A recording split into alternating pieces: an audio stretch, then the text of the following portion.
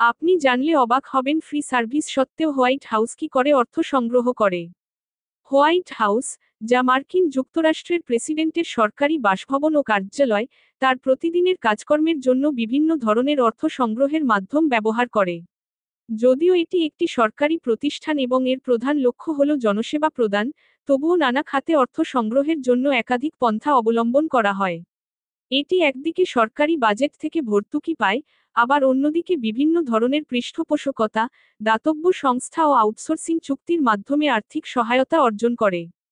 White হাউসের প্রধান অর্থনৈতিক উৎস হল মার্কিন সরকারের বাজেট। প্রতি বছরের ফেডারেল বাজেটের অংশ হিসেবে হোয়াইট হাউসের কার্যক্রমে প্রয়োজনীয় অর্থ বরাদ্দ করা হয়।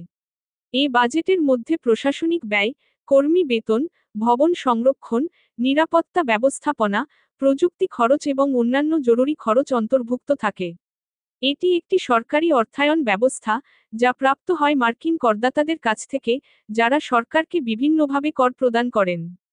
হোয়াইট হাউস কখনো কখনো বিভিন্ন দাতব্য সংস্থা এবং পৃষ্ঠপোষকদের কাছ থেকে অনুদান সংগ্রহ করে। এসব দান সাধারণত প্রেসিডেন্টের বিভিন্ন সামাজিক এবং সাংস্কৃতিক উদ্যোগের সাথে সম্পর্কিত হতে পারে। উদাহরণস্বরূপ, বিভিন্ন অনুষ্ঠানে অংশগ্রহণকারীদের থেকে দান নেওয়া হয়, যা সামগ্রিকভাবে একটি ভালো উদ্দেশ্যকে সমর্থন করে। এ ধরনের অনুদানগুলো সরকারের বাজেটের বাইরে আসে এবং নির্দিষ্ট কারণে ব্যবহৃত হয়, যেমন গৃহস্থালী পরিবর্তন বা প্রকল্প সঞ্চালনা।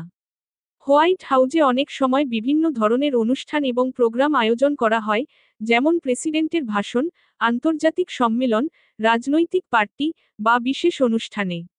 এসব অনুষ্ঠানে অংশগ্রহণের জন্য টিকিট বিক্রি করা হতে পারে, বা তারা বিভিন্ন ধরনের কর্পোরেট স্পন্সরশিপের মাধ্যমে অর্থ সংগ্রহ করতে পারে। উদাহরণস্বরূপ, কিছু কর্পোরেট প্রতিষ্ঠান প্রেসিডেন্টের ভাষণে অংশগ্রহণের জন্য স্পন্সর হতে পারে এবং এর মাধ্যমে হোয়াইট হাউস অর্থ উপার্জন করে। আজকাল, হোয়াইট হাউসের যোগাযোগ বিভাগের মাধ্যমে সোশ্যাল মিডিয়া এবং ডিজিটাল প্ল্যাটফর্ম ব্যবহার করে জনগণের সাথে সম্পর্ক স্থাপন করা হয়। এটি মাঝে মাঝে বিভিন্ন পণ্যের প্রচারের জন্য ব্যবহার হতে পারে, যা অর্থের উৎস হিসেবে কাজ করে। হোয়াইট হাউস বিশেষ ঘটনা বা প্রেস কনফারেন্সের জন্য মিডিয়া প্যাকেজও অফার করতে পারে, যা কিছু ক্ষেত্রে অর্থ উপার্জন করতে সহায়ক হয়। হোয়াইট হাউস তার কার্যক্রমের জন্য অনেক সময় আউটসোর্সিং এবং চুক্তি ব্যবহার করে। বিভিন্ন সংস্থা এবং প্রতিষ্ঠানের সাথে চুক্তি করে, তারা তাদের কার্যক্রম পরিচালনার জন্য অর্থ সংগ্রহ করতে পারে। এই ধরনের চুক্তির মধ্যে টেকনিক্যাল সাপোর্ট, নিরাপত্তা ব্যবস্থা, গবেষণা এবং অন্যান্য সেবা অন্তর্ভুক্ত থাকতে পারে। এসব চুক্তির মাধ্যমে হোয়াইট হাউস খরচের সমন্বয় করতে এবং সরকারের বাজেটের বাইরে কিছু অর্থ সংগ্রহ করতে পারে।